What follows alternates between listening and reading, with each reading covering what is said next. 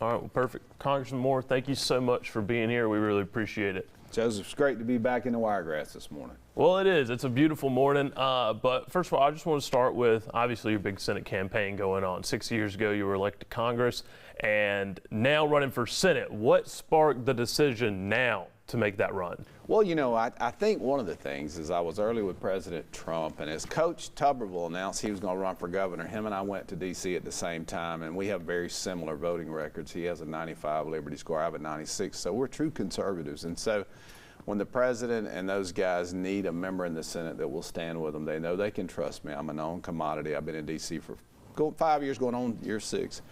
And it's just one of those things that you just feel sometimes you have to be willing to step up. It's nothing wrong. I love my district, my congressional district. I got the Port of Mobile, Fort Rucker, everything a country boy could ask for, the whole Gulf of America basically in Alabama. But it's just one of those things when you know that there's a time to step up and there's an opportunity to serve the nation, you want to be willing.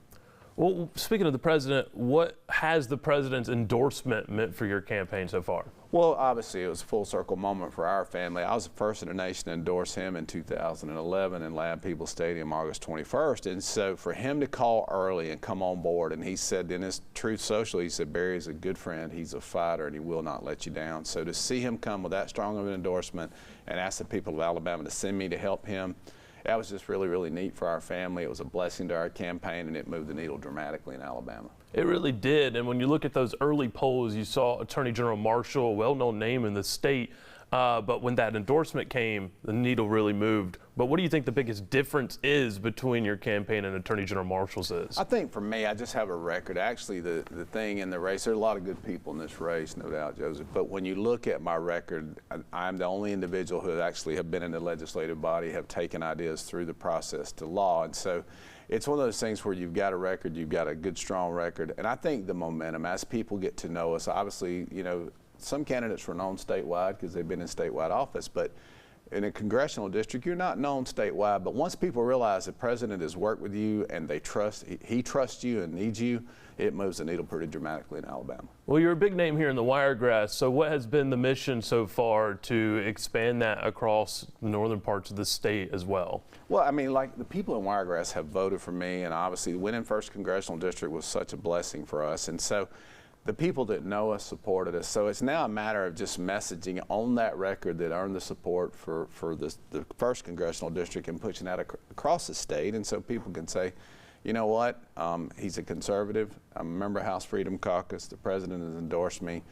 Turning Point USA, J.D. Vance. We've gotten the key endorsements. People that have seen me in the process and have not seen me cave to special interest, they appreciate that. And how has your time here, growing up here and being here for so long, how has your time in the Wiregrass really shaped you for D.C. life, working in politics? Well, there's no way to prepare yourself for working in D.C., but I will tell you this, growing up on a farm, being a veteran, and having the interest of the state of Alabama and understanding the state of Alabama and the people, and there are good people all over the state. That's the one thing I've learned as I run statewide, man, there are good people.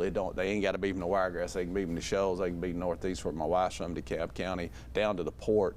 There are people who love this country and are patriots, and like I said, we've got our fair share of veterans as well, and small business owners, and even the ag industry. I mean, just growing up in that and being around that, it prepares you to understand. And then I think it's the most important thing for us is just understanding the signal and not the noise when you're in D.C., knowing what the purpose of being there is. And to me, my #1 job is to protect your liberty, and having the highest liberty score, I feel like I'm doing a pretty decent job at that. Well, what do you see as the biggest challenge moving forward right now? I feel like the political spectrum has been shaken up over the last 5 years. There's not really words to describe it, but a lot of people are upset over it. What do you think that challenge is that can bring people back to trusting what's happening in Washington? Well, I think there's an America First movement that we're experiencing, and the president is obviously the leader of that. But what he is doing is trying to give the vox populi, the voice of the people, back to the people, away from the system, what we call the swamp in D.C. And so there's going to be resistance. There's going to be division. They will not let go of power easily. So for us to stand with the president to give this government back to the American people and take it away from the special interest in the system in D.C., that is why you're seeing such a pushback. But it's incumbent upon us to fight, because we got kids and grandkids that are going to need a nation that we understood and grew up in, that land of liberty, and we don't want to deprive them of that. How do you remind people that this is not going to be the norm right now? That this does change. You know, you go to the doctor, sometimes they say when you get a little sick, you get sicker before you get better.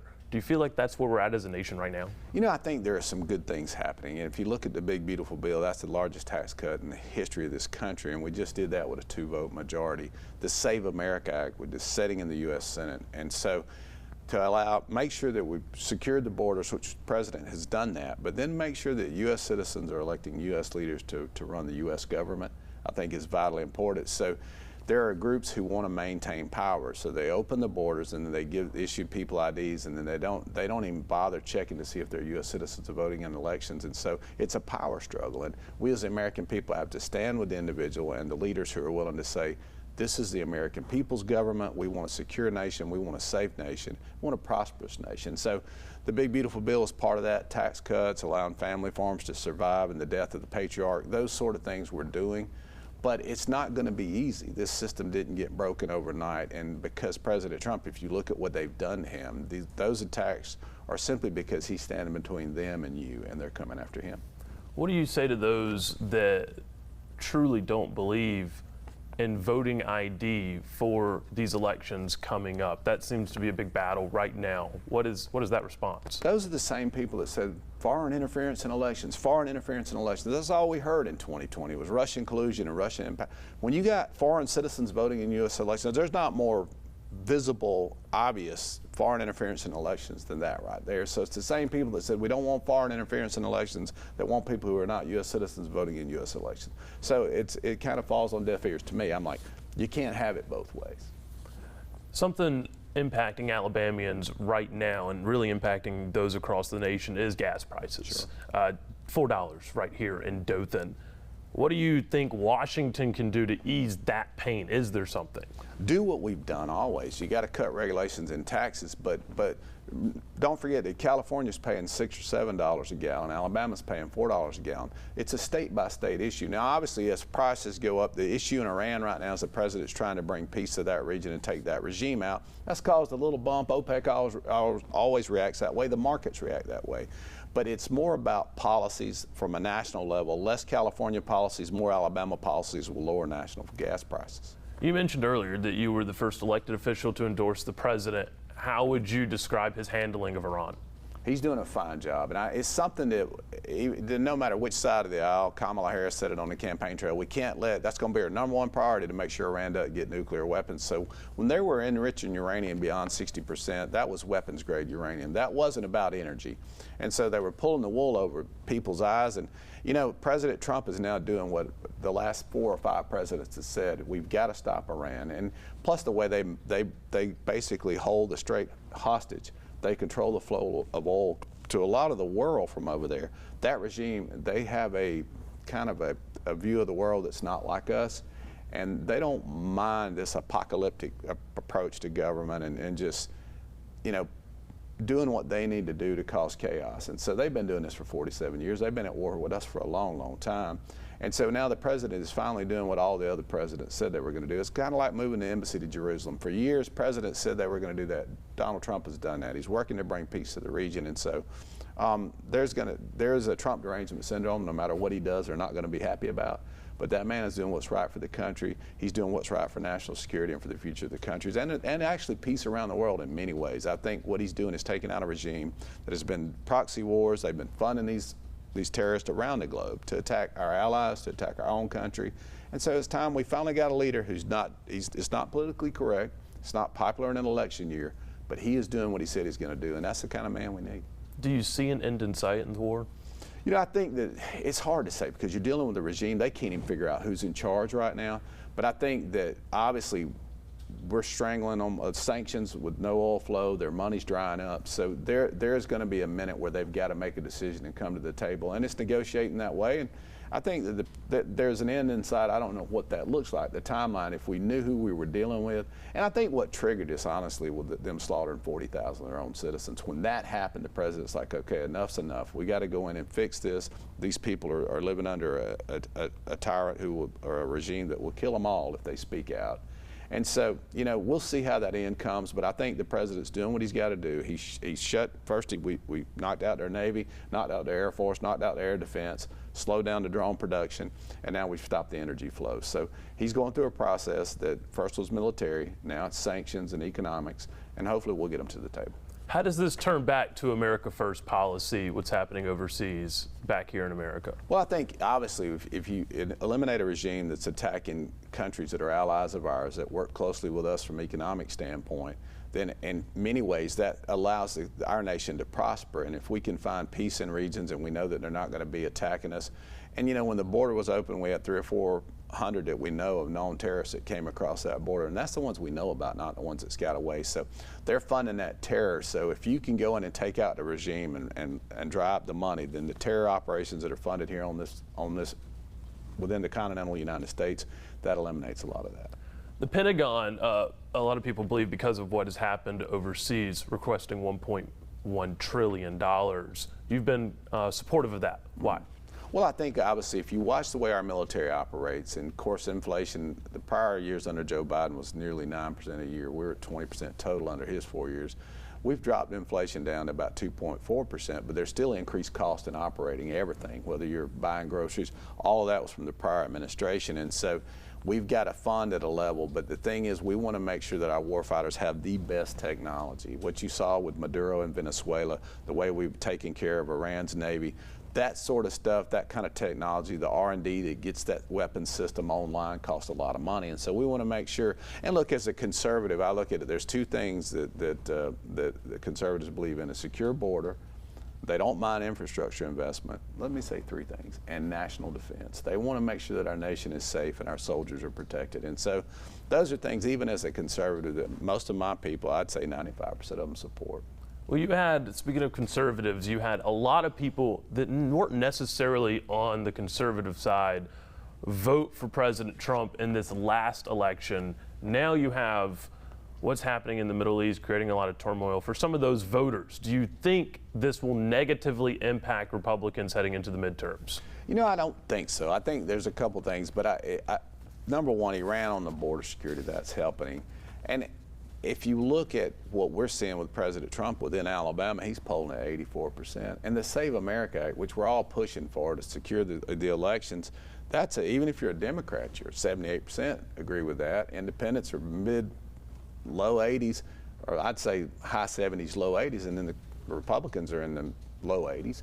And so it's a national issue, and the president's pushing to make sure that U.S. citizens voting in U.S. elections. And so I see him as broadening that umbrella. He's getting a lot of minority support.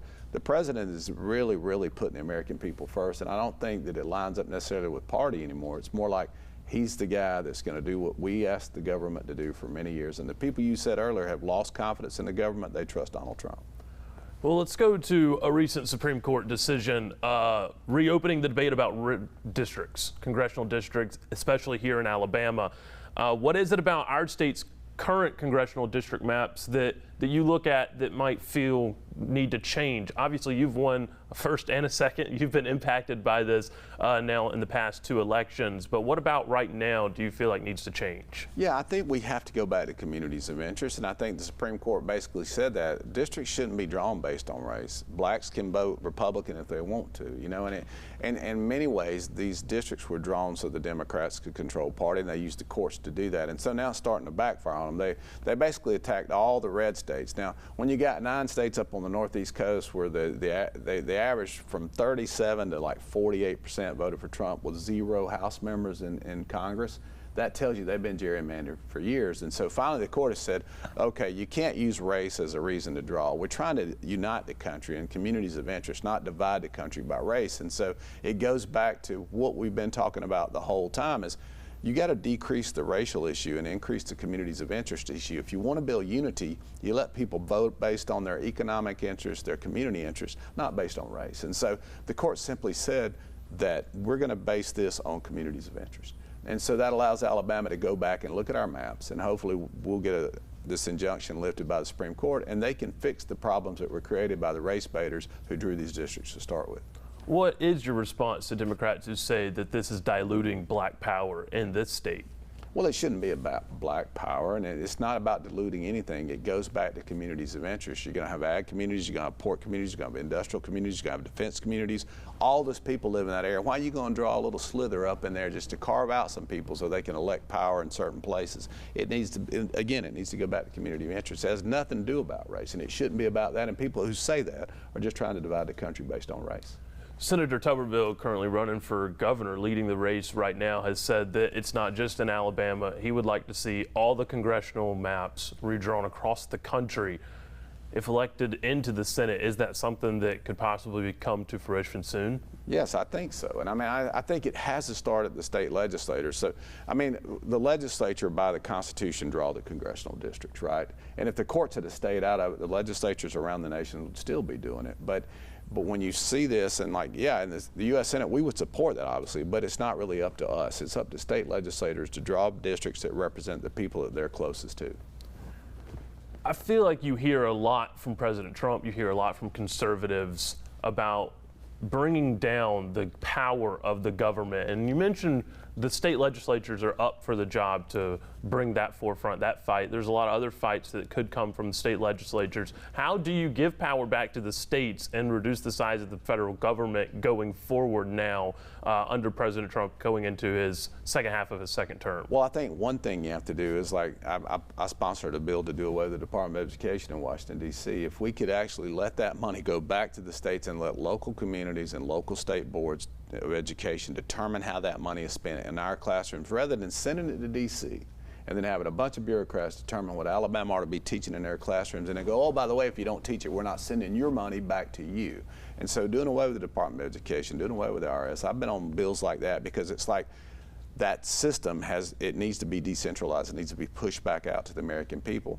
And, you know, along the way, I've been in the fight to do just that because it's so vitally important for me for the people to truly be represented, and the system in D.C. doesn't always do that. And so as we cut the spending, and you look at, we cut $1.5 trillion in the big beautiful bill to allow tax cuts for citizens. Let those people keep their money and spend them in their local communities. Don't send it to D.C. where it goes in a black hole. It goes to some fraud in Minneapolis or hospice fraud in California. That's the sort of thing that we're doing. That the needle's moving. It just takes some time to do that sort of thing. And so, I mean, look, Jim Jordan and I were the ones that pushed for the FBI to be brought to Alabama. They wanted to fund and keep the FBI in Washington, D.C., and we actually brought the FBI headquarters to Huntsville, Alabama, because, again, we're putting that government system back out where people of Alabama are working in it and they have a say in it, and we're decentralizing.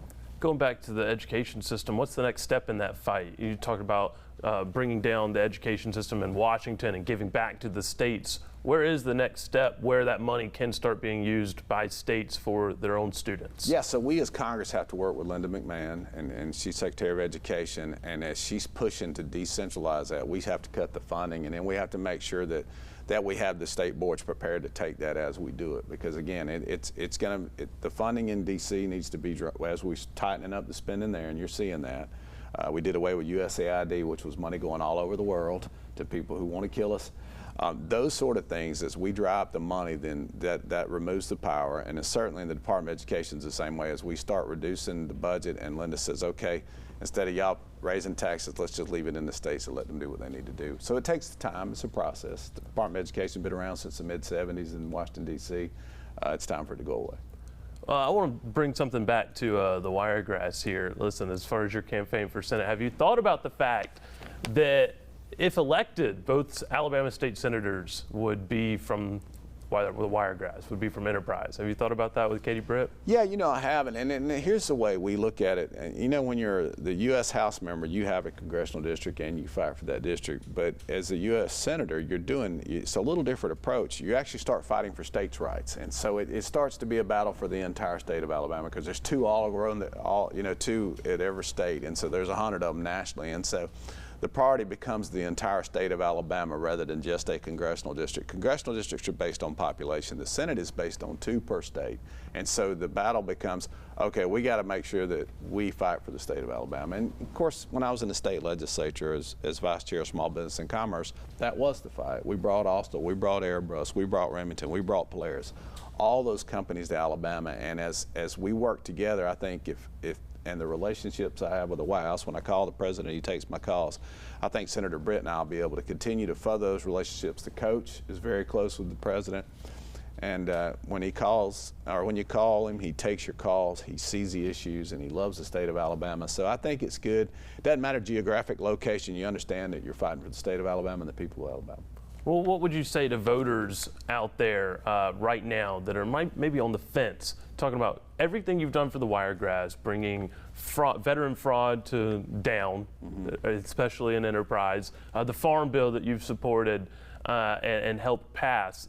Those are great things for the Wiregrass, very, very important here. What would you say to those that might think, hopefully the Wiregrass doesn't take a step back if he moves statewide? What's that response? Yeah, so I think for us, I mean, obviously the Senate, there's fewer of them, so they have more impact. So I think for the people of Wiregrass, it's great that I know the district well. I grew up in the district. I still live in the district. And so, you know, it's one of those things that I think if you look at our congressional office, and I think that's why we do so well in these races, is we were #1 in the nation in workplace environment out of all Republican offices, and we were #2 in the nation in accessibility. So we've solved 8,000 cases in less than 6 years now.